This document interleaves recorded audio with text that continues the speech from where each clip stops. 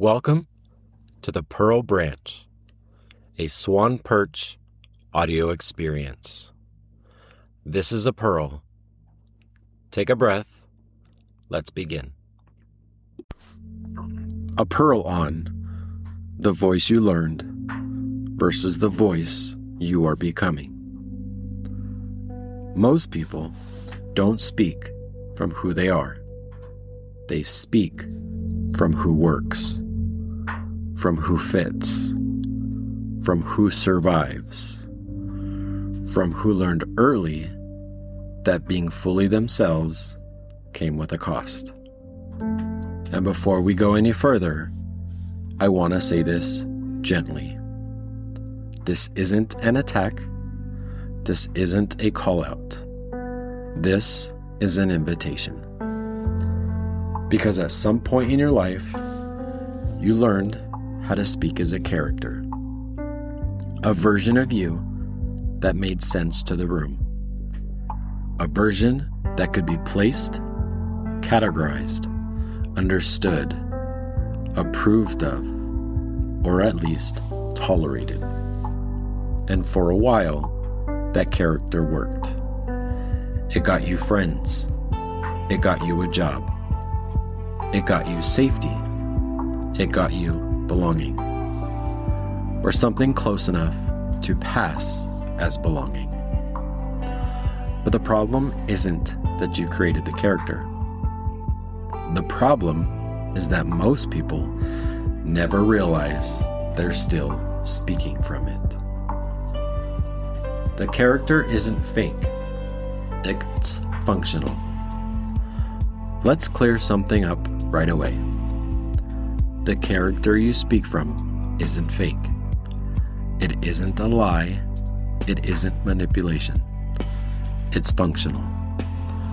It formed in response to the environment you were in. Your family system, your school, your culture, your class, your religion, your gender expectations, your survival needs. You didn't sit down one day and decide, I think I'll abandon my real self. You adapted. You noticed which parts of you were rewarded and which parts were corrected. You noticed which questions were welcomed and which ones made people uncomfortable. You noticed when honesty created distance instead of connection. You noticed when intensity, curiosity, softness, or confidence made things harder instead of easier. So you learned how to speak as someone who could exist safely. That's not weakness, that's intelligence. But intelligence without evolution becomes a cage.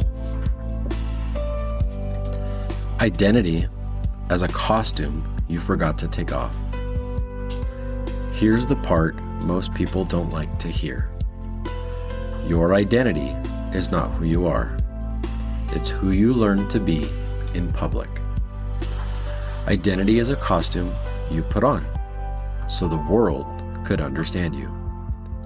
Labels, roles, titles, personality traits, aesthetics, affiliations, even wounds.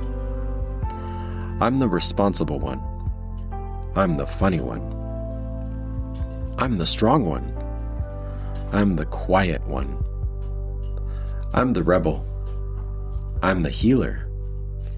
I'm the good girl. I'm the logical one. I'm the broken one.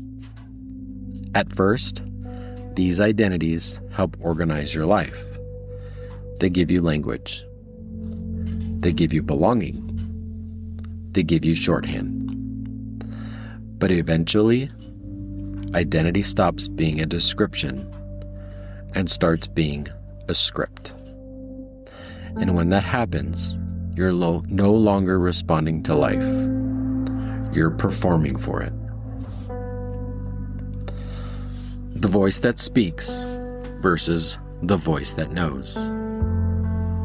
Most people talk from the voice that learned how to be accepted. The voice knows how to explain itself. It knows how to soften. It knows how to justify. It knows how to sound reasonable, likable, appropriate, impressive, or relatable. It's very good at conversation. It's very bad at truth. Because truth rarely sounds polished. Truth pauses. Truth stumbles. Truth contradicts itself.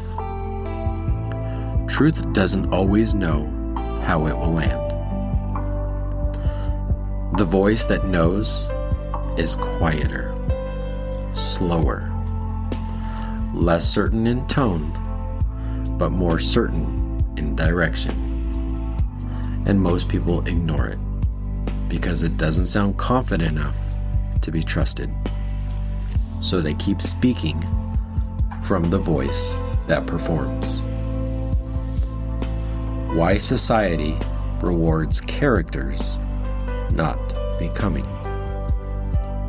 Society doesn't actually want you to become who you're meant to be. It wants you to be predictable, legible, marketable, controllable. A person who is becoming is inconvenient. They change their mind, they outgrow rooms, they stop apologizing for clarity, they stop explaining themselves in familiar language. A person who is becoming doesn't fit cleanly into forms, systems, or expectations. So society teaches you to stabilize your identity early. Pick a lane, pick a label, pick a story, and stick to it. And if you start to shift, you'll feel it immediately. Confusion from others, resistance, subtle invalidation, concern disguised as care. You're different lately. You've changed. This isn't like you. What happened to the old you?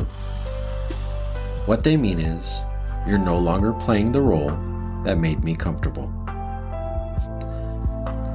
The fear isn't being wrong. It's being unrecognizable. Most people don't fear being wrong. They fear being unrecognizable. Because recognition equals safety. If people can place you, they can keep you. If they can predict you, they don't have to renegotiate the relationship. So you keep speaking from the character even when it no longer fits. You talk like the version of you that succeeded before. You explain yourself using old language. You downplay new desires because they don't match the image others have of you. And slowly, you start feeling like you're living someone else's life. Not because it's bad, but because it's not yours anymore. When your words lag behind your growth. There's a moment in becoming that feels especially disorientating. You've changed internally, but your language hasn't caught up yet. You know what no longer fits, but you don't yet know how to articulate what's emerging. So conversations feel awkward. You find yourself over-explaining or going quiet. You feel misunderstood, not because people aren't listening, but because you're still speaking in an outdated dialect of yourself. This is where many people retreat back into the character. because at least the character knows what to say. But this is also the threshold, the space where the old voice dissolves and the new one hasn't fully formed. If you can tolerate this space, something important happens. You stop speaking to be understood. You start speaking to be aligned. Alignment sounds different than acceptance. When you speak from alignment, your words may land unevenly. Some people won't get it. Some people will project. Some people will leave. But your body will recognize the truth of what you're saying. There's less tension, less performance, less afterthought. You don't replay the conversations later, wishing you had said something else. Alignment doesn't mean confidence, it means congruence. Your words match your internal posture, and that's rare. The cost of staying in character. Staying in character has a cost most people don't calculate. It costs energy. It costs intimacy. It costs creativity. It costs direction. You can't build a future from a role designed for past environment. You can't feel deeply known while speaking from a script. This is why so many people feel lonely, even when they're surrounded by others. They're recognized, but not known. Seen, but not felt. Validated, but not met. Because the real self isn't in the room. Only the character is. Becoming requires letting conversations break. There's a phase of becoming where conversations start to break. Old jokes don't land. Old dynamics feel hollow. Old agreements feel misaligned. This doesn't mean you're superior. It means you're no longer orientated towards the same center. Becoming often looks like losing social fluency before gaining personal clarity, and that can be terrifying. So many people abort their becoming right here. They interpret the discomfort as a mistake instead of a transition. But the discomfort is information. It's telling you that your inner orientation has shifted, and now your outer voice must catch up. You are not here to be understood by everyone. This might be the hardest truth. You're not here to be understood by everyone. You are here to be truthful with yourself. Understanding follows alignment, not the other way around. The people who can meet you will find you as you are. The people who can't will require you to stay smaller. Neither makes them wrong. But choosing alignment makes you responsible. Responsible for your tone, your boundaries, your clarity, your silence. Because when you stop hiding behind a character, your words carry more weight.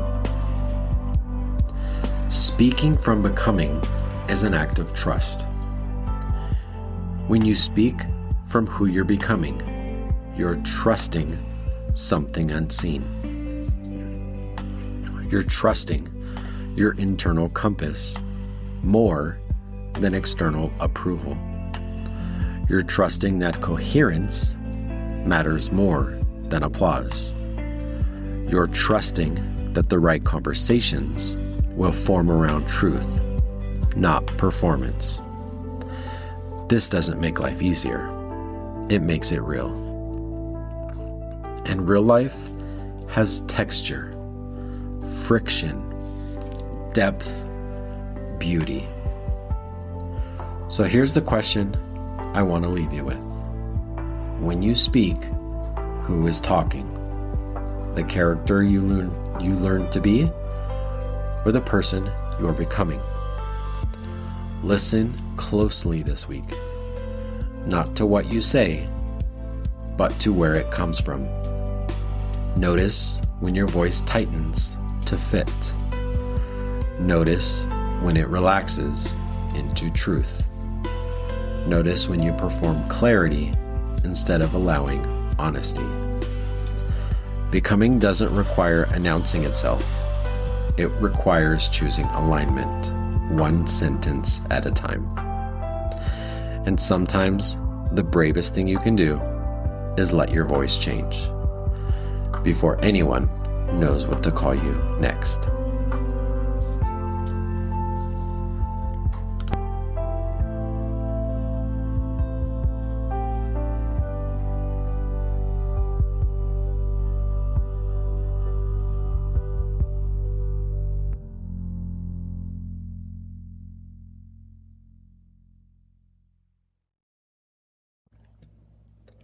Thank you for listening to this pearl.